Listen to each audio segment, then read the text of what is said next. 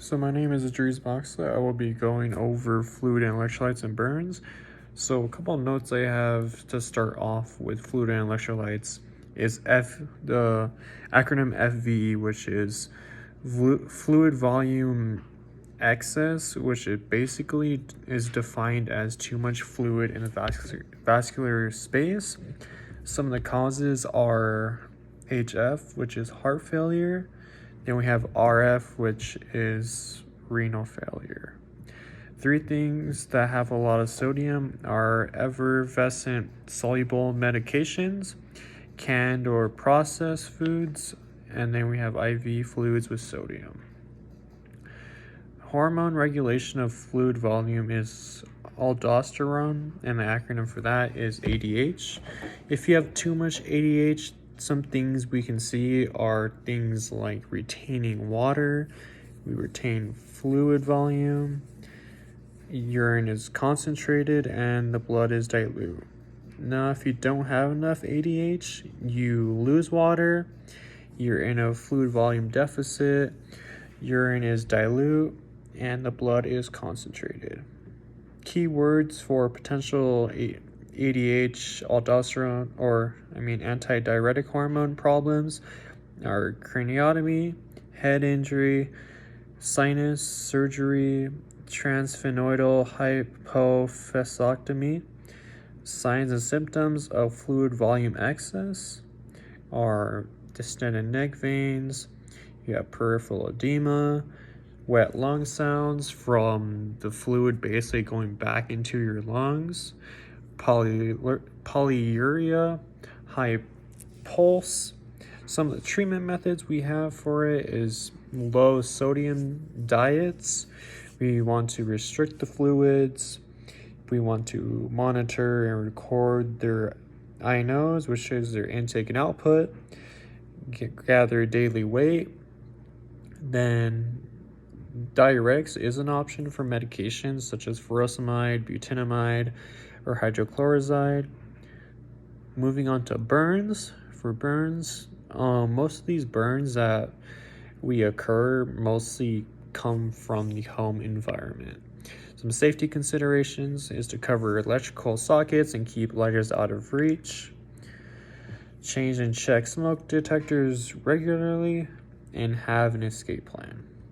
Some treatment options for burns we have is to wrap the client. So this is more of like if you're in a situation like where you were burned, you would want to wrap the client in a blanket. Take off jewelry, because jewelry, if it's on, it could lead to potential issues like trying to take it off. It could pull on skin, it can mess up the healing process, and as well cool water to help with treating it. The number one cause of death is inhalation injury. Treatment for that is 100% oxygen. Some indications for inhalation injury: you have singed nose hair, singed facial hair, soot on face, coughing up secretions with dark specks, difficulty swallowing. Make sure you understand your infection control for burns and as well for your fluid and electrolytes, such as if you have IVs and you're doing fluids like that, it would be good to understand that. Antibiotics, the right antibiotics to use, topical medications, wound care. You can use an enzymatic debridement agent. You don't want to use this on your face. You don't want to use this if you're pregnant. You don't want to use this over large nerves. Don't use if the area is open to a large cavity. Hydrotherapy can also be used to debride. Autograft is basically using your own skin from another area to help the skin of a damaged area. For burns, make sure you hit all the points on the circulatory check, which are pulse, skin color, skin temperature, and your capillary refill. And some more for burns that you have to be aware of. For circulatory check, you want to make sure their pulse is within range. If it isn't, it could be due to so many complications. Pain medications for burns, pain medications are necessary. In certain situations, you want to approach it in a therapeutical way instead of pharmacological way, because pharmacological way is always the last option that you want to go to. So such as the treatments that I've previously listed, which is like wrapping the client in a blanket, the cool water, and taking off their jewelry. Anything basically that you can do to help them during this process. And they are losing lots of fluids in their burning process, so you want to make sure that they are well hydrated and that you have knowledge in taking care of wounds. Otherwise, make sure someone else does, someone professional has treatment in taking care of them, so that their heals can heal properly and that they are taken care of. And infection can occur. Infection is our top priority to watch out for, because infection can lead to so many problems, especially if the skin is open. It's easily